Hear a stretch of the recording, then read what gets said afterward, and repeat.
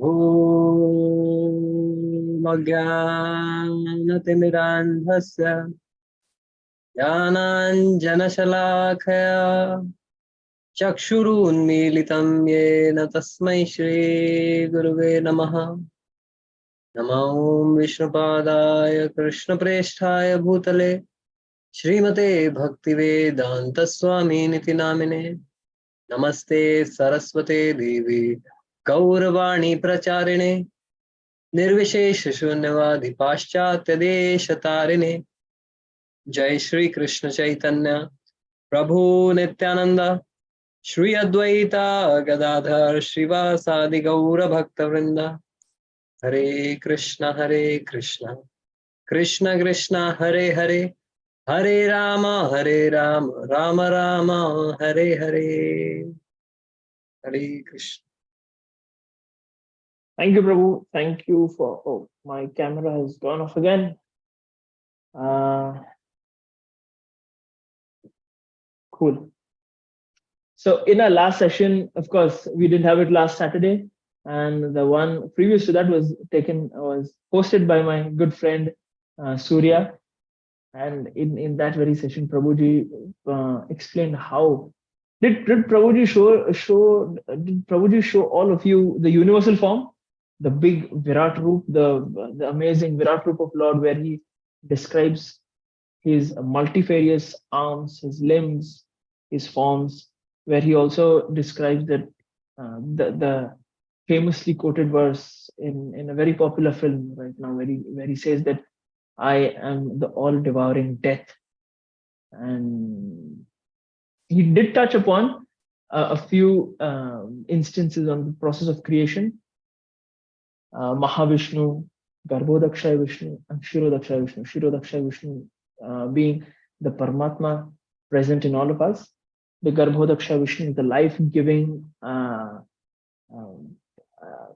life-giving source of the universe.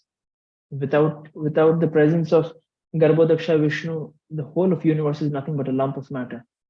And a Mahavishnu being, as the name says, Maha, the huge form of Vishnu, who is the origin of all the universes. These are just a few things that we discussed in our previous session of the podcast. Coming from here, Prabhu, I won't spare my wacky questions this time, and please permit me to begin. Okay, I'm happy you took the time out to watch the previous episode. Of course, Prabhu, how can I miss it? So yes, Prabhu, let's begin. And by saying, of course, how can I miss it? आपके साथ एक दूसरे बाजू में कटघरे में मैं भी खड़ा हूँ तो Prabhu, my first question is when the 11.32 verse 11 chapter 32nd verse of Bhagavad Gita, it says where Krishna says I'm all devouring death, which in a sense means that Krishna knew what the end result of the battlefield is going to be. I mean, the death of all the Kauravas. So it sounds a little predetermined. If I say it in slang words, match fixed tha. So when everything is predestined or predetermined, can we change our things? Can we change things by our own will or by our efforts? This is, I guess, a natural question that may come to everybody when everything is predestined. Do we have any power to change anything anyway? Okay. So actually, not only did Krishna say Kalosmi, that Lokakshaya, that I am the destroyer of the worlds, he actually showed what all is he going to destroy. He let me read out the verses. He says, I am going to destroy all of these Kauravas in front of you who are arrayed in the battle. The 34th verse, he says, Dronam cha Bhishmam cha Jayadratam cha Karnam tathanyam api yodaviran maya hatam swam jahima vyatishta yudhyasva jetasi ranis sapatnan. Drona, Bhishma, Jayadrath, Karna and the other great warriors have already been destroyed by me. Therefore, kill them and do not be disturbed. Simply fight and you will vanquish all your enemies. So it's a very obvious match fixing, and anyone would very naturally have this question, अरे भाई पूरा ही आपने match fix करके रखा है. If in this situation of the Battle of Kurukshetra, we came to know actually that the match is fixed. So by the analogy of a grain of rice being cooked, indicating that entire rice is cooked, मतलब अर्जुन के इस case में match fixing पता लगा, मतलब हम सबका भी मैच फिक्सिंग ही होता होगा. So what is the use of my studies? What is the use of working so hard for a career? भाई मेरा तो मैच फिक्स ही होगा अभी. What happens generally, when you come to know that a particular match was fixed and that the rookies had had bribed and all of that comes out in the news, then people's faith on all cricket matches goes for a toss. They say that abhi sare matches hi fix honge. So it's natural. I'm just trying to add fuel to the fire you have built. है ना, Jai Kishan bro. Right. So adding some fuel to the fire, that when Krishna is here already saying that Mayai vaite nihita purvameva, Mayai vaite मैंने निहिता मार दिए पूर्वमेव पहले ही इन सबको मार दिया. ये these are just some dead corpses who are actually flailing on the battlefield for some time, and eventually they are going to collapse. तो तुम्हें just एक पुतले के ऊपर मारना है और medal पाना है. So actually this killing has already been done by me. So in that sense, Arjuna is being told nimitta matram bhava sabyasachi, just become an instrument. So if this is the case in every situation, that all matches are fixed, then what is the use of our agency of free will? What is the use of agency of our endeavor and hard work? तो कुछ करना ही नहीं चाहिए, right? Which is a natural question which arises in everyone's mind, and I'm sure you all must also be thinking about this. This interplay of fate and free will. कितना fate के पास है, कितना free will के पास है, कितना destiny के पास है, कितना मेरे desire के पास है. So desire versus destiny, fate versus free will. Who will be the winner? Let's try to understand with the whiteboard, which we have forgotten for a long time now. Yes. So let's begin with. So I'm going to do some mathematics here. Okay. So our destiny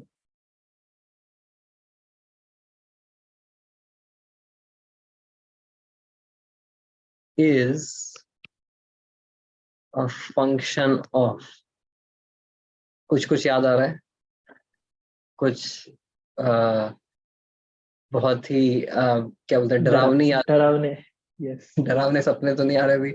Okay. So the function of, well, function means it's dependent on, or destiny is dependent on basically our karma, swabhav, and our swecha.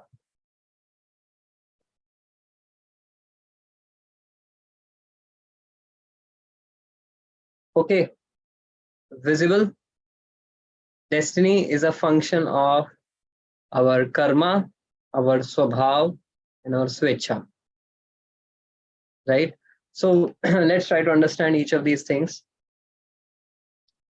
Karma is basically about what is this karma all about? Karma is about the situations, the facilities, and the environment. Our karma from the past, the carryover stock of piety that we are carrying. We all have a bank balance. Just as we have a bank balance of financial wealth, we also have a bank balance of karmic wealth. So I was just yesterday discussing in Aapke Man Ki Baat, Hamare Saath on Hare Krishna television. We are discussing on this topic of karma. That karma is basically we have, just as the government issues a permanent account number, a PAN number to every individual, and whatever business they do, whatever work they do, their salary, their profits, their share market trading, everything is linked to that PAN number. So जैसे ही उसमें कुछ you get some salary in your account, so it's linked to your PAN number, and then accordingly the taxation is like Jai Kishan would know better. The taxation is kind of levied based on that PAN number, right? And then if you have gained some profits through share markets, that also is connected. Then if you have if you are overspeeding your car, and if the CCTV camera catches it, or the policeman catches you, automatically, because your car number is linked to your PAN number, your PAN number is linked to your account number, the money is deducted from that account number. So that's how precise the accounting of the finances in this world is. So the profits and losses are very systematically and seamlessly accounted for. Yes or no, Jai Kishan Prabhu? Yes, Prabhu.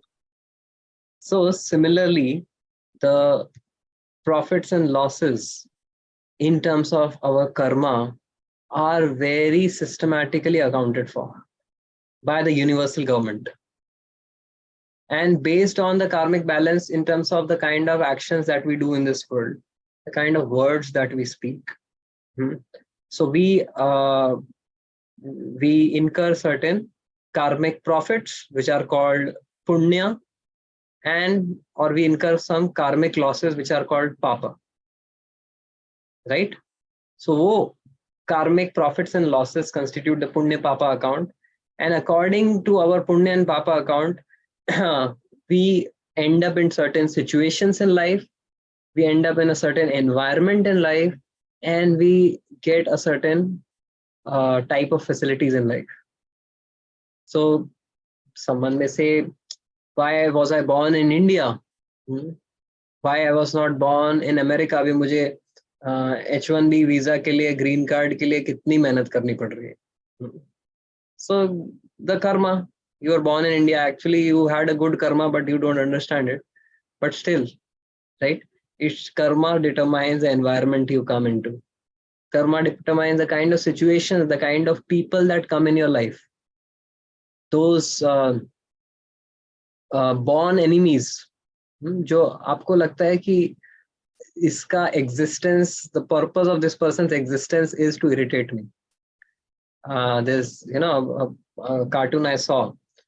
It says, dear annoying person, you have many irritating habits, and one of them is breathing. तो मतलब तुम्हारा श्वास लेना भी मुझे अच्छा नहीं लगता. So we have certain people who just by their existence, their presence, they just put us off. So the kind of situations we are in. the kind of people we are surrounded by, or the kind of people who come in our lives, these all constitute the karma. So ye ho gaya the externals. This all constitutes the externals, the situations, the facilities, the environment. Now we talk about the internals, which is the swabhav. Yes, are you all with me? थोड़ा interesting लग रहा है, boring लग रहा है, बता दो. Yes, so we are all with you. No, yeah. आप तो by default you are being paid for it. Just joking. Okay. Okay, so swabhav. Now this is basically our nature. Now, when I spoke of facilities, facility also includes the physical body that we have, and the intellectual capacity that we have, the talents that we have. These are all facilities, right? These are still externals. Now, when I talk of nature, here I am talking about, again, three things, which is your thinking, emotions or feelings, and desires or willing. Thinking, feeling, willing. So this, so this is a swabhav. So actually, this is also based on our past choices that we made. The kind of choices that we made, as they say, you sow a thought, you reap an action. You sow an action, you reap a habit. You sow a habit, you reap a character. And you sow a character, you reap a destiny, right? So this swabhav is basically based on the choices that we make. If we continuously make choices of the choice of sticking to the work that we are doing, the choice of being focused, we develop a nature of being very focused. But if we are choosing to be distracted by our actions, then we get a swabhav of being very, very much distracted, very, very flickering, very, very, restless. So that swabhav is basically our bent of mind, is also based on our past choices. So karma and swabhav, basically they are coming from the past. But then there is this factor which is of the present, which is called free will. So our destiny is basically a function of the karma and swabhav, which we have incurred based on our past choices and actions, and the swechha, which is the present, kind of the present power that we have in the present to choose the right thing despite having the wrong swabhav. I may have the swabhav of being restless, but I can still choose by the power of my determination to be focused. I may have the swabhav or the nature to fall prey to temptations, but I have the power today to choose not to give in to temptations. I may have the swabhav, the nature of being short-tempered, but I can choose to be sober and not be unnecessarily agitated. I may have the swabhav to not be committed to people or projects, but I can choose to be committed, right? So this is called swechha or free will. And now you may ask, now the question is, destiny is a function of these three things. तो आप बोलेंगे कि ये karma and swabhav, they are so powerful that it's kind of a match fixing only, कि मतलब मेरा स्वभाव इतना strong है कि I know that this being short tempered is not good for me. So many people have told me. I know this addiction of smoking is not good for me. But then I just can't exercise my free will here. I'm every time falling flat on the face, on the ground. So what is the use of this so-called free will? But nahi, aisa nahi hai. Free will is there, just that we don't know how to uh, enhance it. We don't know how to utilize it. So let me just share this last piece, and then I would like this to be open for questions and discussion. So Swecha is basically free will, and then free will is unlocked based on two factors: knowledge and second is spiritual strength.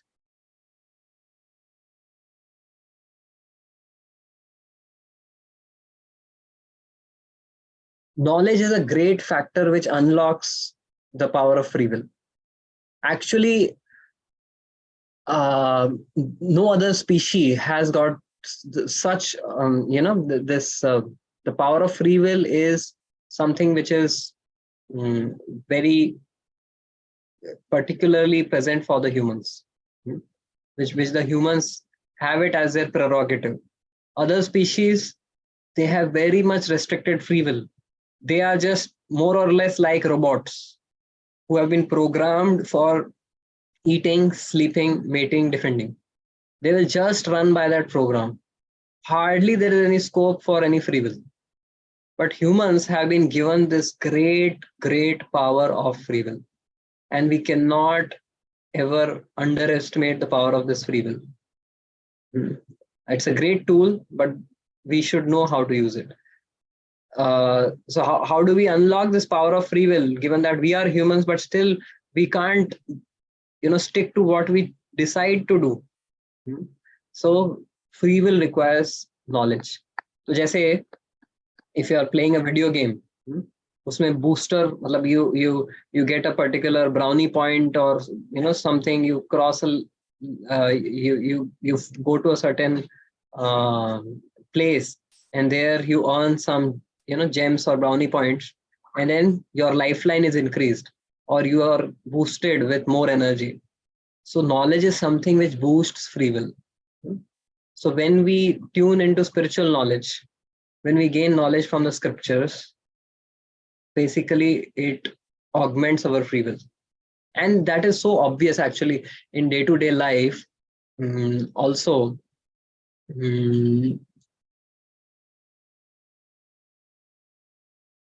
say if I was born in a place where everyone is eating fast food and people are becoming obese, and I don't even know. There's no medical research which I have ever come across that which connects eating fast food with obesity, which connects eating fast food with different disorders. So then what happens, that I'll just die with some disease because of fast food. But then if I get some research, if I get some knowledge of some medical research which says that fast food leads to obesity, fast food leads to more chances for heart attack, for more chances for diabetes, and so on and so forth. So when I get access to that knowledge, that's the time, oh my God, I should not be doing it, right? So you unlock free will only when you get knowledge. So otherwise it's a useless, क्या बोलते हैं इसको, useless touchstone that we are having. This touchstone, this powerful touchstone can accomplish, it can create miracles in our lives. But the thing is, we don't have the knowledge. Once the knowledge comes in our life, then we can really use this touchstone to transform, जो जैसा वो Midas का gold वाला touchstone था, it can make everything in our life golden. but we don't have the knowledge.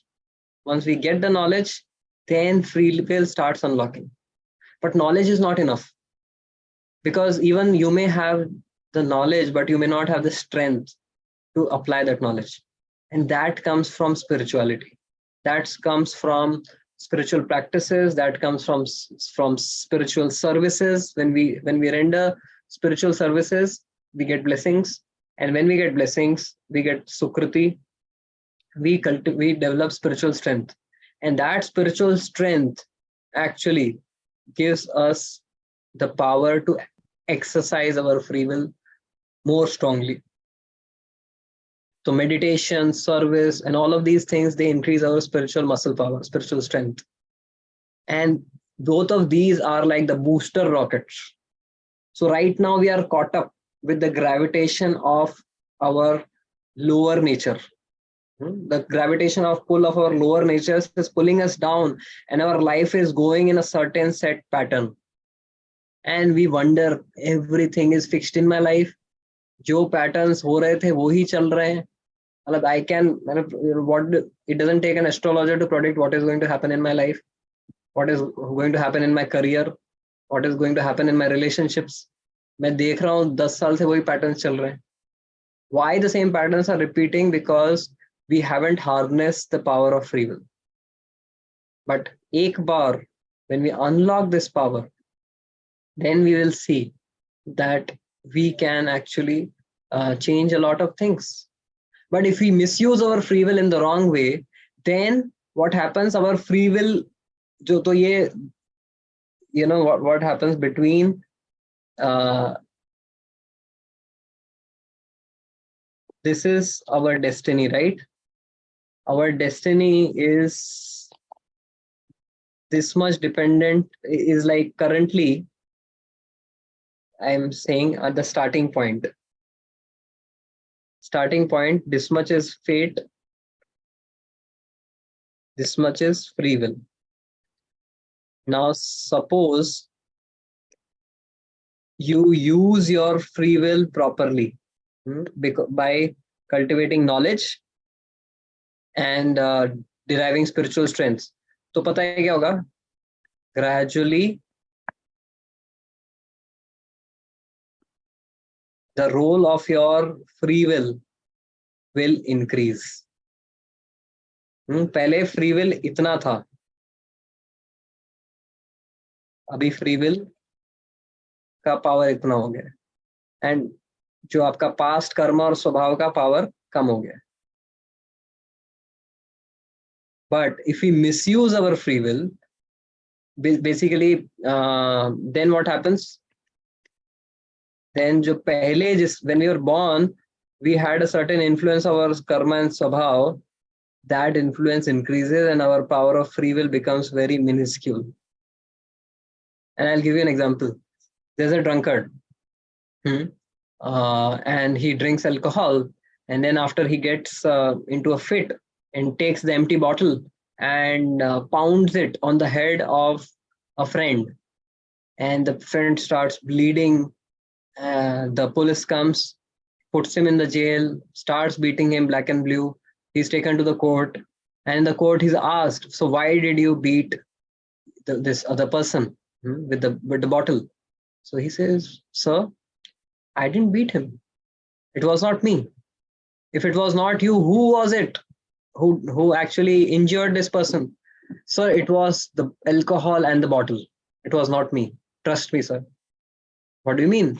Sir, actually, when that alcohol went inside me and then this bottle remained in my hand, and I don't know what happened, what took control over me, and somehow my hand got raised and I just pounded it on his head. So it was not me, it was the bottle and the alcohol which went inside. The alcohol which went inside and the bottle which remained outside. So it's not me. So the judge says, so who chose to drink the alcohol? After drinking the alcohol, you had no control of what actions you do. But when you had control over your choices, when you were in a basically proper frame of mind, that time it was you who chose to drink the alcohol. That was the time when you misused your free will, and then that alcohol further reduced your free will. So basically, this is the sutra of fate and free will, that how do we determine our destiny? If we utilize our free will properly, our free will, the scope of our free will increases. If we misuse our free will, then its scope reduces, and then we become more like robots, and then eventually in the next life, uh, maybe an animal species, or even if we have, our actions warrant even more restriction than trees. They don't have any expression of any free will. Someone cuts them, they won't even resist. At least animals can cry, can shout, can run away. Trees just can't do that. So basically, this is the level of match fixing. And as far as God is concerned, sorry, the answer is I just stretched it, but this is a very important and interesting subject matter. So as far as God is concerned, even if God knows, he doesn't care to know about what uh, what flimsy and trivial things we achieve or not achieve in this world. We say कि अरे भगवान को पता है क्या कि IPL में इस बार कौन जीतेगा. भगवान बोलेगा even if I know, I don't care to know that. या फिर इस बार इलेक्शंस में कौन जीतेगा. So these are the kind of things we feel that, oh, does God know all of this? God doesn't need to care to know all of these things. God invests us with free will for our personal spiritual emancipation and evolution. Otherwise, this rest of thing is all programmed based on our past karma. God doesn't need to interfere or kind of change or intervene in any other things. So okay, I rest my case here. So if Prabhu, your analogy of the drunk guy beating his friend, it just reminded me of a very powerful dialogue on, not a dialogue, it's a line to prohibit people from drinking and driving. तो western express highway पे ये line लिखा था कि let the drunk not drive you. That is such a powerful, it quite resonated with what you said. At times you may, the guy would plead in front of the judge was not me, but it was the drunk that was driving him towards violence. So thank you for that explanation, Prabhu. And as you said, how about we opening up the floor to a few questions, to a few real life questions that we may have on this topic, karma, swabhav, and swechha. If anyone would like to add on to this or have any doubts, some questions that do trouble you about fate, free will, destiny, please feel free and go ahead.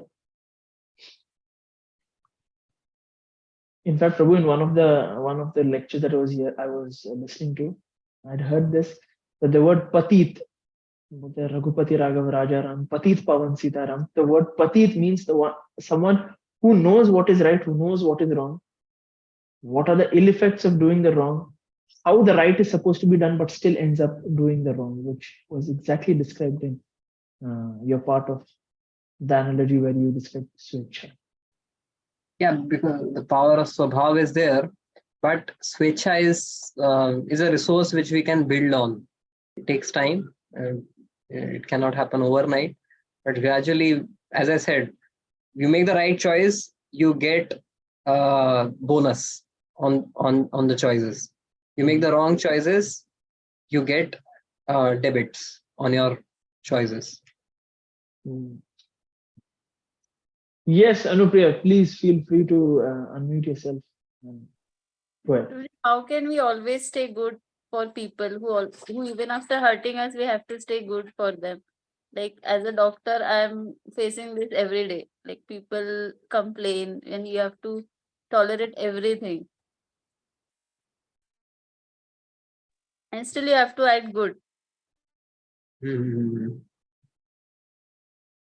Okay.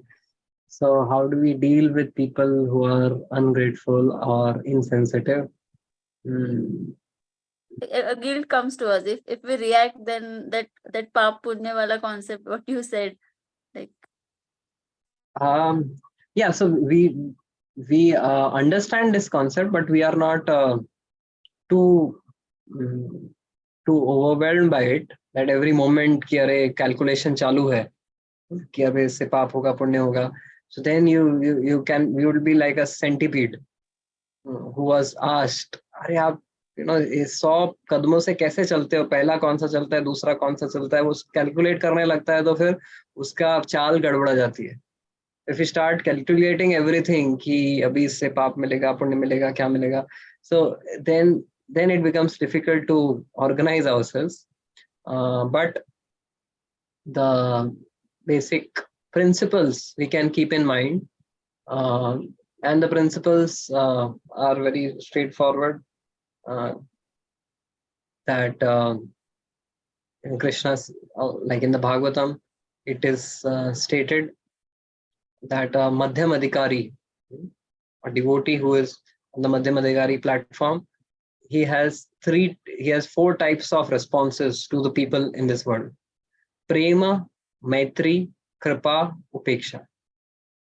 That with the Lord, with Shri Krishna, one has the emotion of prema or love. With devotees who are wonderful people with the intention of purifying themselves and perfecting their lives, maitri or friendship. With people who are struggling, who want to be good, but as Jai Kishan said, patit, who want to be good, but somehow they are not getting the strength, kripa, you're trying to help them out.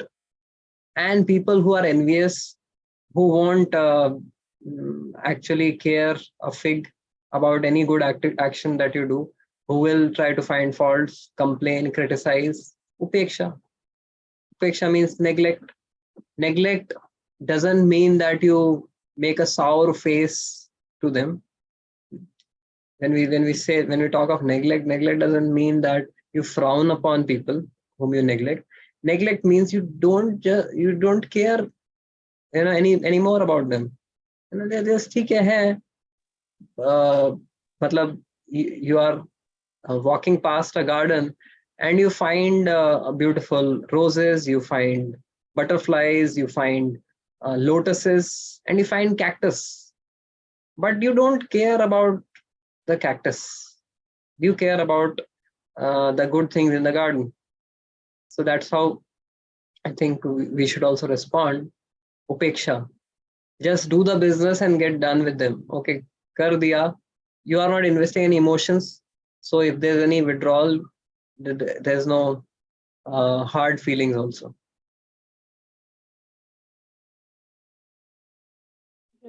thank you. Okay, so Jai Kishan Prabhu, I think we should now continue with our round of questions. We can take any more questions towards the end if it so is needed. Definitely, Prabhu. Prabhu, my next question is, this is a very common expression that I at least face among my friends, that chalo theek hai, whatever you're doing, you're into Bhagavad Gita, you go to the temple, the Supreme Lord, saints, all good, ठीक है, लेकिन यार मैं थोड़ा I'm not pure, I'm little impure. और अगर मुझ जैसा आदमी अगर मंदिर आएगा, that's a disgrace. Yeah, so I better be at home. वैसे भी I'm not pure, I'm very impure. I better be at home, do my thing. मंदिर गीता पढ़ना जब प्योर होंगे तभी आएंगे. So out of, you can say a sense of fear, or it turns knowingly, unknowingly, it turns into complacency, and they are driven even far from the spiritual path. What advice or what do you have for them? Okay, so this emotion, where are we drawing this emotion from? This emotion is like, we are reading the 11th chapter, coming back to the 11th chapter. when Arjuna sees this very awe-inspiring universal form of the Lord, which thousands of hands, faces, mouths, and he's completely dumbfounded. He's awestruck seeing this entire form, and then he's thinking, "ए भाई, जरा देख के चलो, किससे मैं मतलब हे कृष्ण, हे यादव, हे सकेती, I was just casually dealing with this Krishna, थोड़ा दूर ही रहता हूँ मैं इनसे, मुझे पता नहीं था कि I am so insignificant, useless, and Krishna उधर है यार, ही इज क्या form, this is the magnanimous grandeur of Krishna." तो better, I think I'll stay a little distant, right? So that feeling sometimes come when you have good feelings about spirituality. You have respect for spiritual people, you have respect for spiritual books, you have respect for spiritual places, but then you say मैं pure नहीं हूँ, तो how can I go, मतलब वो इतना pure है, मैं इतना मलिन हूँ, तो मैं दूर ही रहता हूँ. So it is something like that I think we discussed before also.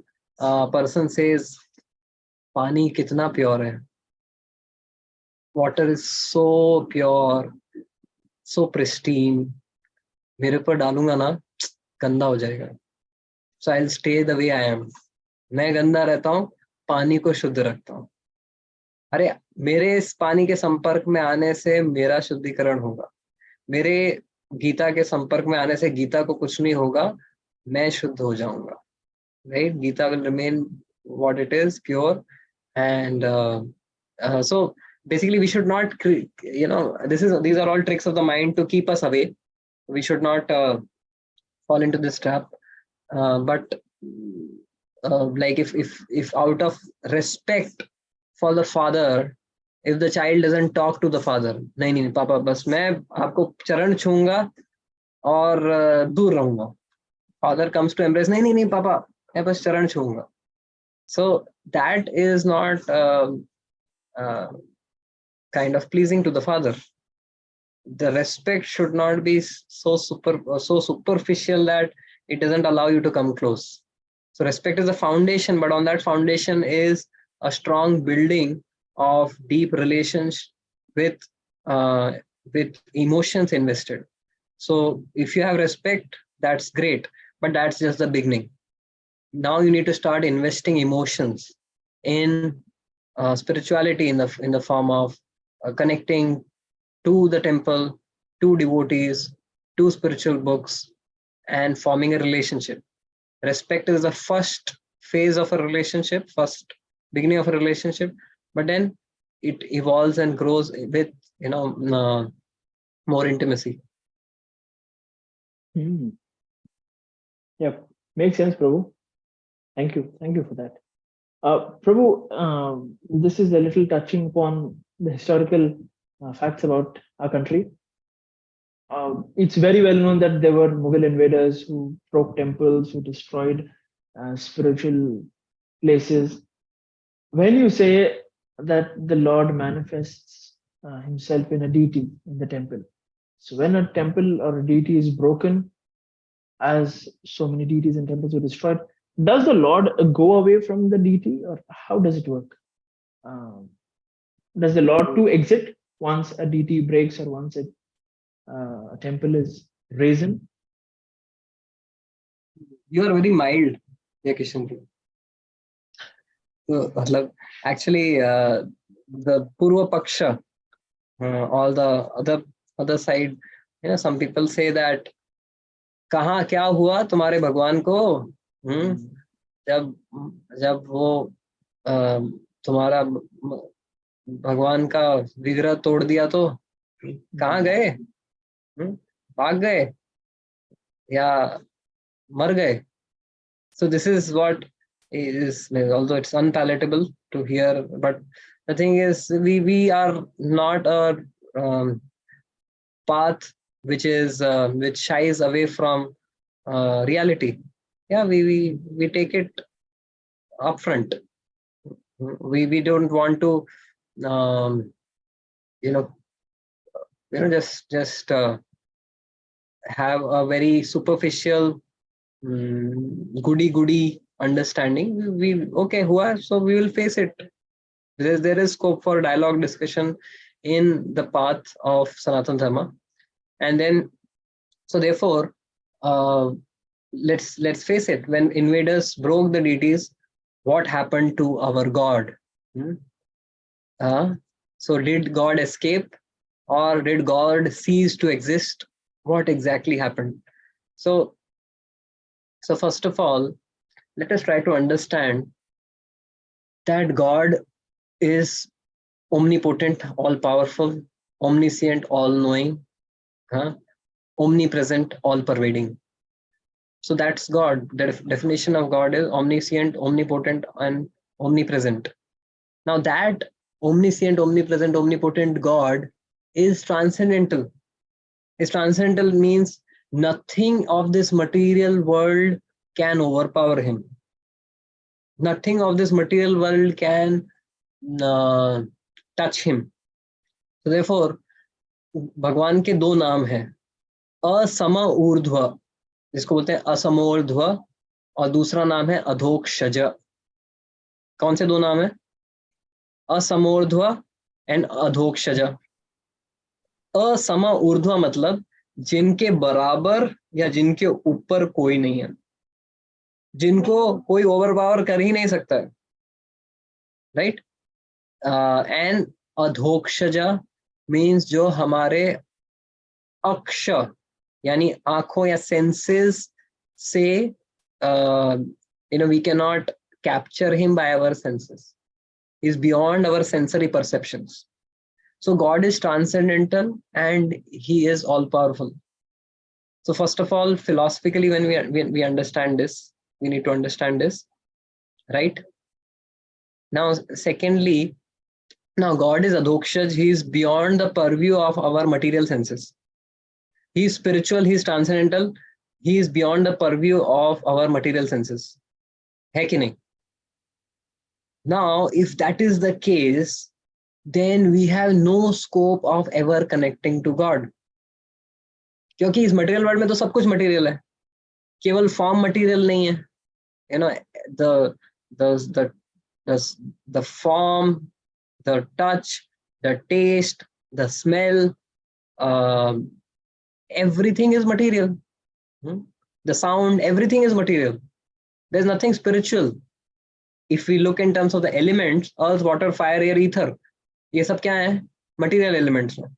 तो आप बोलोगे कि भगवान अधोक्षज हैं, तो which means that earth, water, fire, air, ether इस सब के परे हैं. लेकिन हम किस चीज को एक्सपीरियंस कर सकते हैं? अर्थ, वाटर, फायर, एयर, ईथर. उसके अलावा क्या हम कुछ एक्सपीरियंस कर सकते हैं? जय Kishan bro, can we, do we have a sixth sense beyond these five senses through which we experience anything? तो अगर भगवान को एक्सपीरियंस करना है, भगवान से कनेक्ट करना है, तो ये पांच चीजों में भगवान को अपने आप को मैनिफेस्ट करना होगा, राइट?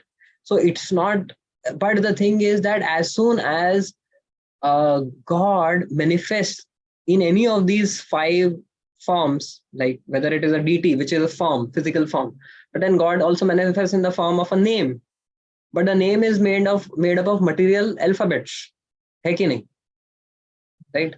आप बोलोगे ये तो मिट्टी से या पत्थर से या लकड़ी से भगवान का विग्रह बनाया है, आपने भगवान को लिमिट कर दिया है, ये काहे का भगवान है? लेकिन भगवान, if भगवान can manifest in his name, can't he manifest in a form, right? क्योंकि नेम भी मटेरियल अल्फाबेट से ही बना है, right? Just as the form of the Lord, the deity form is, because we are limited to just experiencing material objects. So God, if he has to become accessible to us out of his mercy, not out of his limitation, or out of his mercy, he manifests himself into a form made up of earth or wood, right? So that he becomes accessible to us. So it doesn't show the limitation of God. It just reflects the limitation of the medium through which he is manifesting, right? Now, even there are these the other religions, especially the Abrahamic religions, they accept the name of God. They don't deny. They say God doesn't have a deity or an idol. Don't do idolatry, which is seriously condemned in these religions. Why? The reason given is because this is blasphemy to God, क्योंकि आपने भगवान को matter में उतार दिया है. समझ रहे हो क्या किया आपने? भगवान, he cannot be in matter. उनको दूर रखो इससे. But when you talk of God's name, every religion gives a name to God. आपने उनको material alphabets में बांध दिया. Is it not blasphemy? Now, when you say Ram, now I'm just, because we are open-minded having a discussion. So when the word Ram, it is made up of material alphabets, right? And then when Narad Muni told Valmiki to chant Ram, he could not chant because he didn't have the spiritual credits. So what did Narad Muni tell Valmiki to chant? Mara. मरा. वो मरा मरा मरा मरा करने लगा तो वो राम बन गया. तो कोई बोलेगा अरे ब्लास्फेमी, राम को मरा बोल दिया. So actually it's not a limitation of Ram, it's the limitation of the alphabets, material alphabets. उसको reverse किया तो वो it becomes something which is inauspicious, so called inauspicious. है कि नहीं? Jai Kishan bro, are you with me? Yes, bro. Now the same, think of the, I am not going to speak it out, but जो Abraham religions में दूसरे नाम हैं भगवान के, whether it's Christianity or Islam or any other religion, you can reverse them and see. That is, you get a completely very different meaning. So kya, is it blasphemy? Basically, this is limitation of any medium in which आप God को access करना चाहो in this world. वो भगवान का limitation नहीं है, वो भगवान का mercy समझना चाहिए कि वो यार हमसे connect करने के लिए इस limitation को accept कर रहे हैं. But when I try to break that idol, it doesn't show the limitation of God. It doesn't show that अरे God is now, तुम्हारे God को मार दिया. It shows the very narrowness of my mind. It shows how narrow-minded I am. So as if I reverse the name of God in a particular tradition and I say, I am victorious, देखो मैंने तुम्हारे God को क्या बना दिया है, तुम्हारे भगवान को क्या बना दिया है, मैंने उसका नाम alphabets reverse करके क्या बना दिया उसका. So if I'm taking pride out of that, or if I'm taking pride out of breaking a deity, it doesn't show the limitation of God of the other tradition. It shows the limitation of my narrow, very, very, sick brain, right? And just like we should look at things in terms of psychology. Now there are few children in the school.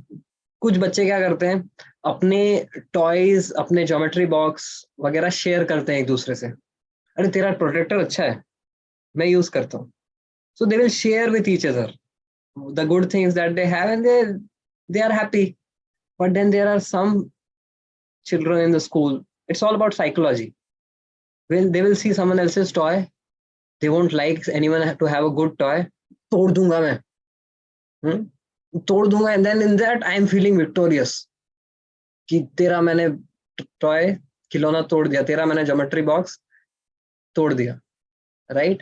That doesn't that is basically coming from a psychology, and when that childish psychology that is extended to grown-up humans, grown-up adults, this is what you see. I have broken your God. Now when I speak of limitation, God accepts this limitation, and God appears and he has his will to disappear. When how does God appear in a deity? It's not that, he's limited by that deity. He's invited by a pure devotee in whose heart God is seated, Krishna is seated, Ram is seated. So in his heart, God is permanently seated, and he's praying to his Lord to manifest in that deity form so that he becomes accessible to everyone else. For that pure devotee, for that Acharya, Krishna is always accessible in his heart. But then out of his compassion, he wants the Krishna of his heart to become accessible to everyone else. And therefore he intensely prays to Krishna, Krishna, Krishna, Krishna, please appear and manifest in this deity from the Pandey Murtiwala. And then Krishna just follows the will of his pure devotees. Krishna manifests himself in that deity out of deep prayers and desire of the devotee.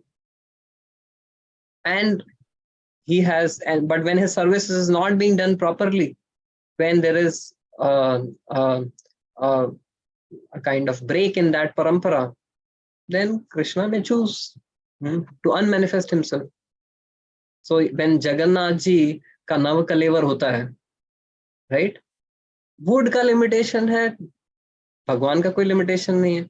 He changes the नव कलेवर. So for millions of years, for thousands of years, that service to Jagannath ji is not stopping, because Jagannath ji is not cannot be limited by matter. Jagannath ji manifests himself personally. He is Krishna. The deity is no, Krishna is not in the deity. Krishna is the deity. But he can choose to unmanifest himself also. So this is a science which needs some scrutiny to understand. Wow. Krishna is not in the deity, Krishna is the deity. Wow, that is a wonderful takeaway, Prabhu. Thank you for that strong explanation. I think it is very much needed for people of the day who think otherwise. Thank you, Prabhu. Thank you for setting up that message. Prabhu, my last question for today, which intrigues most of the dharmic practitioners. I'll put it in a very simple manner. Does Krishna come from Lord Vishnu, or does Lord Vishnu come from Krishna? Okay. This is something which actually is not, this is something which we need not even bother to churn. It doesn't make much difference. It doesn't make any difference, actually. If in terms of perfecting our lives, and it doesn't make any difference. But still, we try to understand it to enhance our rasa, understanding of the mellow of our devotional service. So does Krishna come from Vishnu or Vishnu come from Krishna? It's the same person. God at home and God in office. That's the general analogy which is often given. Let's first discuss some scriptural evidences, and then we will go into the logical explanation. So the scriptural evidences, the Srimad Bhagavatam says, Ete cha amsha kalapumsa Krishnastu Bhagavan Swayam Indrari Vyakulam Lokam Vridanti Yuge Yuge. That after describing all the different avatars, all the different forms, like more than 30 incarnations, 32 incarnations, Ram, Narsinga, Varaha, Vaman, etc. Ete cha amsha, ye sab amsha hai. They are either expansions, amsha, or kala, expansions of expansions. But Krishnastu Bhagavan Swayam, Krishna is the supreme source of all of these expansions. So Vyasadeva, who compiled all the Vedic literatures, and the last book he compiled is Srimad Bhagavatam. And in Srimad Bhagavatam, this is called the Paribhasha Sutra. The Paribhasha Sutra means that verse which is the testing stone for any other verse in the scripture. Matlab, this is a king verse in the Bhagavatam.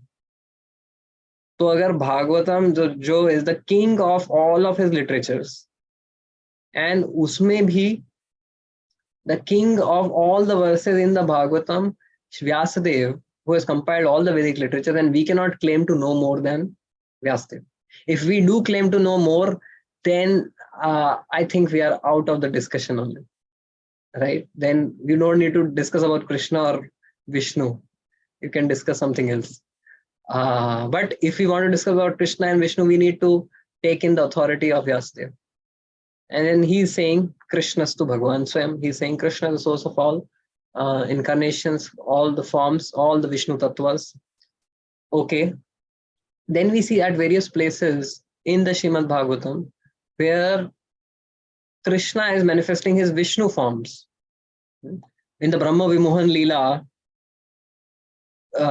Krishna expands into all the different cowherd boys and cows.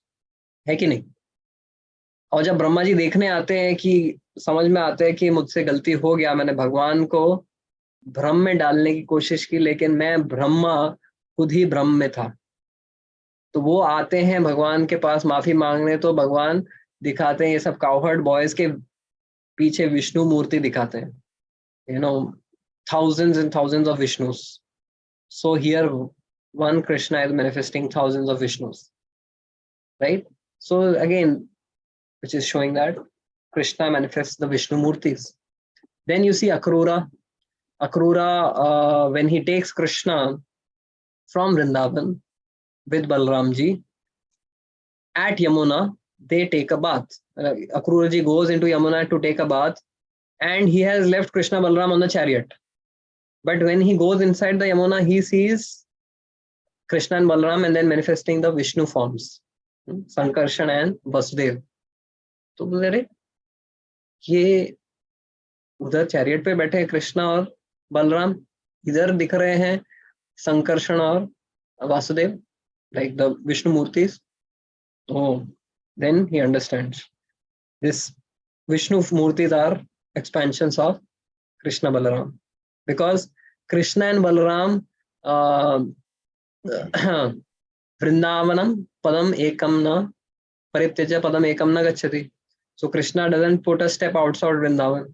तो क्या होता है, Krishna and Balram वहां पर यमुना में जब स्नान करते हैं तो विष्णु मूर्ति को अपने एक्सपेंशन को बाहर भेज देते हैं और खुद वृंदावन वापस लौट जाते हैं.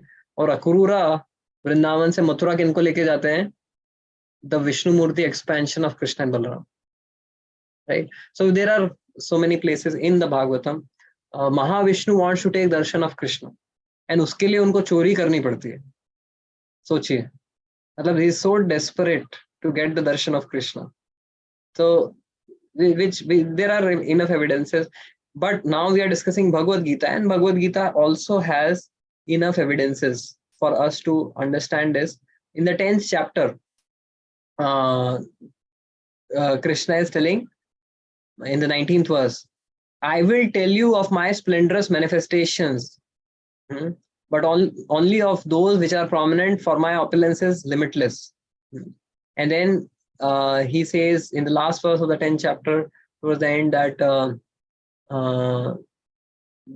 that mama tejo amsha sambhavat, कि मेरी जितनी भी opulences है, they are unlimited, or in this material world this is manifested through a amsha of mine. And then Arjuna says, I want to see that amsha. So Bhagwan ka wo amsha form is the universal form which is coming from the Vishnu form. So बाद में last में towards the end of this chapter, after showing the Virat Rupa, Krishna shows the Vishnu Murti, which is the source of Virat Rupa. So Virat Rupa को देख के हम सबको, मतलब के बारे में सुन के हम लोग को इतना अचरज हुआ. अर्जुन का मतलब he became so kind of awe-inspired. So, and that Virat Rupa is coming from Vishnu Murti, and that Vishnu Murti, Krishna is saying, is just my amsha in the Bhagavad Gita, right? And you look at 10th chapter where Krishna is talking about the Vibhutis. In the 21st verse, he says, of the Adityas, I am Vishnu. means kind of Vishnu is part of me. Among the perfected beings, I am Kapila. Among the Nagas, I am Ananta. 29th verse, 31st verse. Among the wielders of weapon, I am Ram. Among the descendants of Rashni, I am Vasudev. Which means that all the other incarnations, Krishna is saying, ये मेरे ही है, ये मेरे ही रूप है. Krishna is not saying that मैं कपिल का एक रूप हूँ. Krishna is saying कपिल मेरा एक रूप है, राम मेरे एक रूप है, विष्णु मेरे एक रूप है. So there are enough evidences for us to understand. So this is just from the side of, we discussed from the side of scriptural basis. Briefly, just from the understanding of logic, God at home and God at office. God at office is Vishnu, who is orchestrating the creation, maintenance, annihilation, everything. And God at home is just happy playing his flute. So that is Krishna. He doesn't need to bother about Parasya Shakti Vivideya Suyute Swabhaviki Jnana Bala Kriyacha. So Parasya Shakti Vivideya. There are millions and millions of energies of Krishna. They are working on his behalf. He doesn't even need to go into and look into the office. Right? Office में अपना आप अच्छा काम चल रहा. Just through his energies, everything is working, and he's just sitting, playing his flute and having fun and frolic with his friends and the cows and the Vrajvasis. So that shows that ultimately, if God is also busy managing everything, he has a Shankha Chakra. So when will we have fun with him? He will always be working, right? So, and of course, Vishnu is also having fun. He is also actually sleeping and managing the whole world. So he's always sleeping. He doesn't need to bother, but still Krishna is actively enjoying with his devotees. And the progression of, this is a progression of one's evolution of connection to God. So let me pick up the whiteboard once more. This is a progression. My desires, ठीक है, God, my desires. So in general, 99% of the people in the world, for them, their God is their desires, and God happens to be a means to fulfill.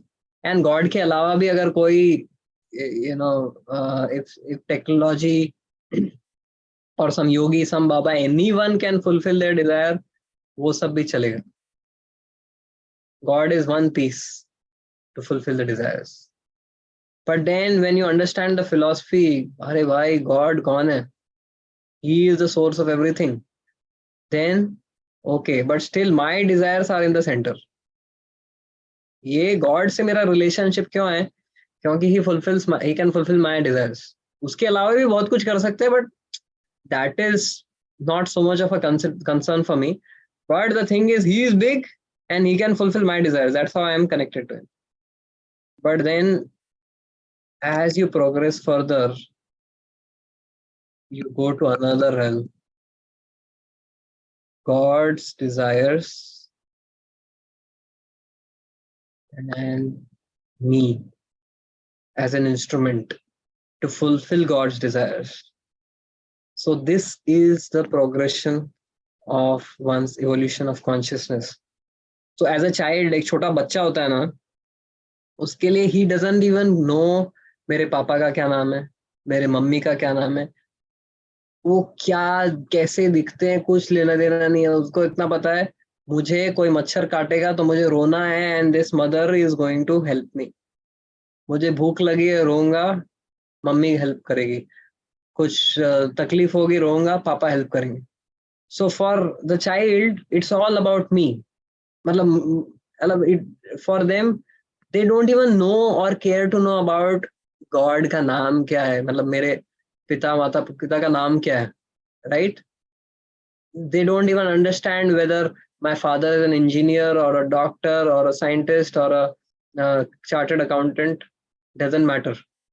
As long as मुझे milk मिल रहा है, as long as मुझे cradle मिल रहा है, I don't care to know. Right? But then as a child grows, you understand, अरे मेरा desires तो इतना सा है, पापा तो क्या क्या कर सकते हैं. Papa is so big. He is a CEO of a company. He is so big. He has so much glory. So many people work under him. But still, पापा मतलब मेरे को साइकिल दिलाना चाहिए, मेरे को वीडियो गेम दिलाना चाहिए, ये सब करना चाहिए. So that is the relationship that I have with my father. Of course, my father can do a lot of the things, but this is what I'm interested in. But then as you grow and progress, you see, अच्छा पापा का भी कुछ जैसे मेरा desires है, पापा भी का भी कुछ डिजायर्स है क्या? उनको क्या अच्छा लगता है? What is his favorite flower? What is his favorite food? Oh, can I cook that for his birthday? Okay, so then I start thinking of his desires and fulfilling his desires. And I see myself as just an agent. There are so many other devotees who are working and serving Krishna. I am just serving Krishna for my purification. मेरे करने से कृष्णा को थोड़ी ना कुछ फायदा होने वाला है. It's for just for my purification I'm serving him. Right? So actually, Gaudiya Vaishnavism wants to bring us to this level, where we start asking Bhagwan, आपको क्या अच्छा लगता है? If I am in so much awe and reverence of God, तो भाई आपके लिए तो वैसे भी मैं कुछ कर नहीं सकता. आप, you take care of yourself. But in Gaudiya Vaishnavism, you relate to Krishna in Sakhya, Dasya, Vatsalya, Madhurya. Yashoda Maiya is thinking, without me, Krishna cannot, survive. I have to be consciously taking care of him. Right? You start, the gopis think that how should we serve Krishna today? The Gopas think that how should we serve Krishna today? So Gaudiya Vaishnavism brings us into the platform of Leela, where Krishna is an individual person with his own desires, with his own choice, with his own flavor, and then a devotee just participates in increasing the pleasure of Krishna, increasing the flavor of Krishna, to participate in Krishna's Leela. So that's the progression from my desires being the center of everything to my desires being a spot in God's greatness, and then God's desire being the center of my life. So this is where Gaudiya Vaishnavism is taking us, and that's possible when we relate to Krishna as a loving person who has his Leela, who is not just the boss, but is also your lover. And so we invite everyone to join Krishna as his lover and servant. Wow, thank you, Prabhu. With Janmashtami less than 3 weeks away, I guess this was one of the most beautiful analogies I've heard from till date, where as you progress in spirituality, you start from being me-centric to God-centric, and you start looking at yourself or begging for an opportunity to just be an instrument in Lord Krishna's desires. Thank you, Prabhu. Thank you for taking us through that whole journey. Thank you. So Guru Bhakti, yes. I have a question with respect to the third question that we discussed. Yes, Guru Bhakti. So yes, we have seen that it's not just the deity.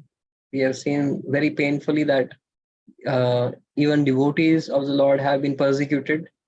In the Srirangam temple, I think thousands of Brahmanas were butchered by the invaders, and so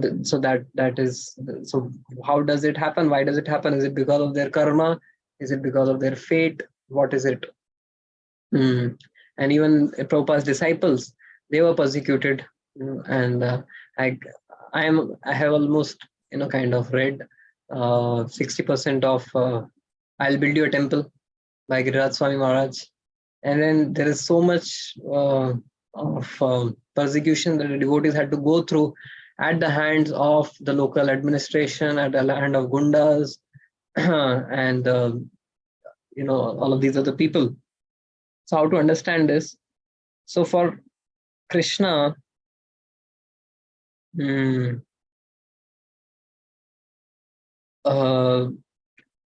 does, like any journey in the life of a devotee is meant for him to come closer to Krishna, right? And Prahlad Maharaj, right, he also went through so many tribulations. He was thumbed under the feet of elephants. He was pushed inside a cave full of snakes. He was pushed down a mountain top. It was not that every time Narsingadev appeared. Narsingadev appeared from the pillar towards the end. But somehow Krishna saved him implicitly. So definitely difficulties and challenges are the nature of this world. And devotees, when they undergo these difficulties and challenges, Krishna has many purposes to be served. First purpose is to show the glory of these devotees. If Srila Prabhupada had not gone on the Jaladuta, we won't have been talking with such deep emotions and feelings. We won't have been so much moved if Srila Prabhupada had just taken a flight ticket and gone to America, and with Insta posts, one Insta post reaching to 1 million followers, वो सब से प्रभुपाद ने followers इकट्ठा नहीं किए. He did a real hard work. He actually cooked for the hippies. He fed them, served them, and then they happily left. And then he washed the pots for them. And despite all of this, there was this David Allen who tried to attack Srila Prabhupada. So when we hear this entire legendary history, actually it actually endears our heart ki how much Srila Prabhupada persevered or tolerated to give us Krishna Bhakti. Actually, for pure devotees, their consciousness is not at all affected by the material situations. They're always in Krishna. They're always thinking of Krishna. For them, actually, it's like the body just happens to be there. So Prabhupada had 2 heart attacks, but actually Srila Prabhupada is Krishna's associate. What are you talking of, a material body and 2 heart attacks? But when we hear of those 2 heart attacks, we actually get, because that's what we can weigh someone's sacrifice in. Because that's what in which we can weigh someone's love for us in. तो हमारा क्योंकि measurement इन सब चीजों में है कि how much, if someone loves us, they should sacrifice, they should actually go through great difficulties for us. तो कृष्णा बोलते प्रभुपाद को, you go through these difficulties so that these people, they understand how much I love you, how much I love them, and how much you love them. Because if Krishna comes and says, I love you so much, I want to offer you to the spiritual world, we'll say, we don't care. But when Krishna sends his pure devotee, and his pure devotees on Krishna's behalf take so much trouble, which is a movie for Krishna and his pure devotee. उनको पता है ये सब, this is all orchestrated by the Maya Shakti of the Lord.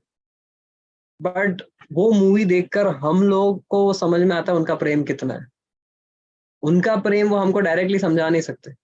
But through this entire ordeal of Srila Prabhupada, we can understand, अच्छा अब समझ में आया, इतना प्रेम करते हैं. अरे वो इससे भी ज्यादा प्रेम करते हैं, लेकिन हम इतना ही समझ सकते हैं. Right? Making sense? So actually, to glorify Krishna's devotees, to express how much Krishna loves us, and how much his devotees love us, they go through these difficulties. And then also for purifying the devotees of the last vestiges of anarthas, Krishna, actually uses these difficulties and challenges for them to, that's how he disappears from the Rasa Leela dance. And of course, for them, it was not purification, but it was for intensifying their emotions for Krishna. So all of these different purposes are there. So I think you're already happy with the answer. So thank you, Guru Bhakti, for always asking very thoughtful questions. Thank you, Guru Thoughtful Bhakti, for and that heartful question. questions. And thank you, Prabhu. Thank you for that wonderful answer. Thank you. And cool, Prabhu. So let's bring our podcast. Let's give this podcast a small pause, a 1 week pause until we get back gather for our next week's podcast. Thank you, everyone. Thank you for joining us. Thank you for giving your time. And thank you, Rasikraman Prabhu, for being with us and enlightening us with beautiful analogies of how to progress from a beginner to when you see yourself as an instrument in the Lord's service. Thank you, Prabhu. Thank you, Hare Krishna. Hare Krishna, everyone. Thank you, Jai Kishan Prabhu. Srila Prabhupada ki jai. Jai.